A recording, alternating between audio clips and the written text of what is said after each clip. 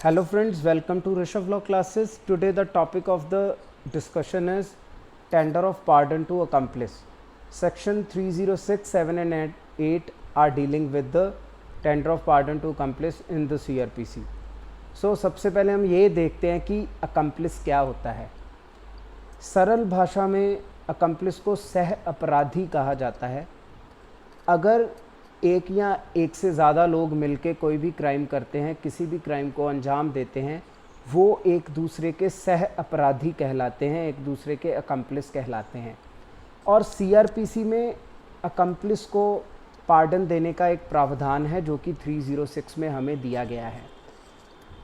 इसके बारे में हम जानते हैं कि ये क्यों दिया जाता है, अकम्प्लिस को पार्डन हम क्यों देते हैं, उसको माफ़ क्यों करते हैं। पार्डन का मतलब होता है माफ़ करना। देखिए, फॉर एग्ज़ाम्पल अगर 4 लोगों ने मिलके कोई क्राइम को अंजाम दिया है, उसमें से एक अपराधी को पुलिस ने पकड़ लिया है और बाकी जो 3 अपराधी हैं वो पुलिस की पकड़ में नहीं आ रहे, उनका कोई भी अता पता नहीं है, ना ही उनके खिलाफ़ कोई भी सबूत है। अब देखिए, एक को पकड़ लिया, हम सज़ा भी दे सकते हैं, लेकिन जो 3 लोग हैं, एक से ज़्यादा तो 3 होते हैं, जो 3 लोग हैं जो that they are the threat to the society. अगर 3 लोगों को जो कि क्रिमिनल हैं, हार्डकोर क्रिमिनल हैं, उनको वैसे ही छोड़ दिया जाए, वो सोसाइटी के लिए घातक सिद्ध हो सकते हैं। इसी के कारण हम एक जो बंदा जिसको पकड़ा है उसको दया भावना दिखा के, लेकिन एक कंडीशन है। कंडीशन क्या है, उसको सारा कुछ फुल डिस्क्लोज़र में बताना है, अच्छे तरीके से जो भी उसको पता है उन अपराधियों के बारे में सारा कुछ मजिस्ट्रेट को बताना है। उसके बाद उसको माफ़ कर दिया जाता है, उसको छोड़ दिया जाता है। इसको हम बोलते हैं tender of pardon to accomplice. उन 3 लोगों को पकड़ने के लिए जो कि थ्रेट टू सोसाइटी हैं, जो कि आगे जाके भी किसी क्राइम को अंजाम दे सकते हैं और लगातार क्राइम करते रहेंगे, उनको रोकने के लिए एक बंदे को हम छोड़ सकते हैं और 3 बंदों को पकड़ सकते हैं।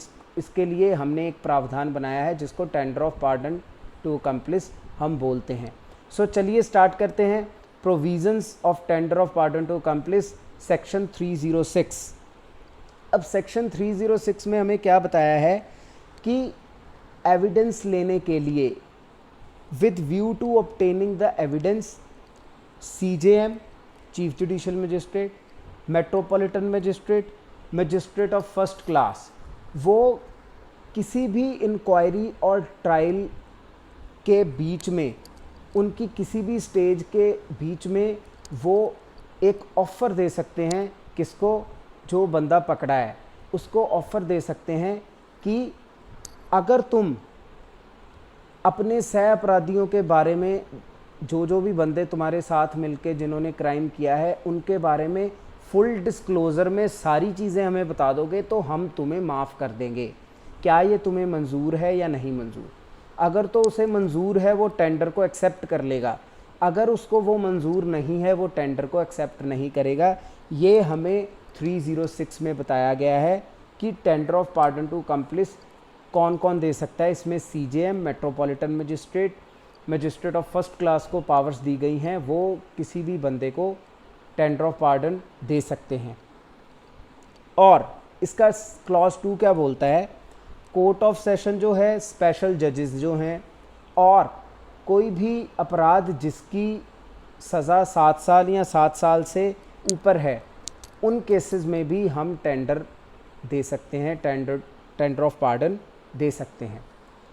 इसका सबसेक्शन 3 हमें क्या बताता है कि हमने अगर टेंडर टू पार्डन दिया है तो मजिस्ट्रेट को उसके रीज़न्स रिकॉर्ड करने पड़ेंगे कि किन रीज़न्स के कारण वो टेंडर ऑफ पार्डन दे रहा है। कहीं वैसे ही तो नहीं दे रहा, उसको अच्छे से रीज़न लिख के, और उसने टेंडर ऑफ पार्डन एक्सेप्ट किया है या नहीं किया, ये अच्छे से लिख के ही टेंडर ऑफ पार्डन दिया जाता है।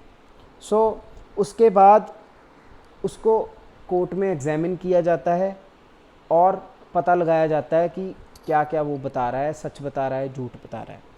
अब सेक्शन 307 हमें क्या बोल रहा है कि power to direct tender of pardon after commitment but before judgment. After commitment of the case before judgment, judgment आने से पहले हम उसको टेंडर ऑफ पार्डन दे सकते हैं, उसको छोड़ सकते हैं, लेकिन उसकी कुछ कंडीशंस हैं जो हमें 308 में बताई गई हैं। अब देखो 308 में हमें दो चीज़ें बताई गई हैं। अगर तो वो कंप्लाई करता है इन प्रोविज़न से, अगर वो फुल डिस्क्लोज़र देता है, सारी चीज़ों का अच्छे तरीके से बताता है, देन उसे छोड़ दिया जाएगा। अगर वो अच्छे तरीके से सारी चीज़ें नहीं बता रहा, देन उसको पकड़कर रखा जाएगा और उसको नहीं छोड़ा जाएगा। सो इसमें अगर तो उसने टेंडर लिया है और पब्लिक प्रोसिक्यूटर उसको कोर्ट को बताता है कि उसने ये झूठ बोला है, उसने ये मिसलीड किया है कोर्ट को और फॉल्स एविडेंस दिया है, तो उसको फॉल्स एविडेंस देने की सज़ा भी हम आईपीसी के अंदर दे सकते हैं। लेकिन अगर उसने सब सच सच बता दिया है और वो कोर्ट को बोल रहा है कि अब मैंने सारा कुछ सच सच बता दिया है, कृपया करके आप मुझे छोड़ दीजिए, तो कोर्ट उसको एग्जामिन करके छोड़ देगी और जो भी उसकी स्टेटमेंट्स हैं उनको 164 के अंदर रिकॉर्ड कर लेगी।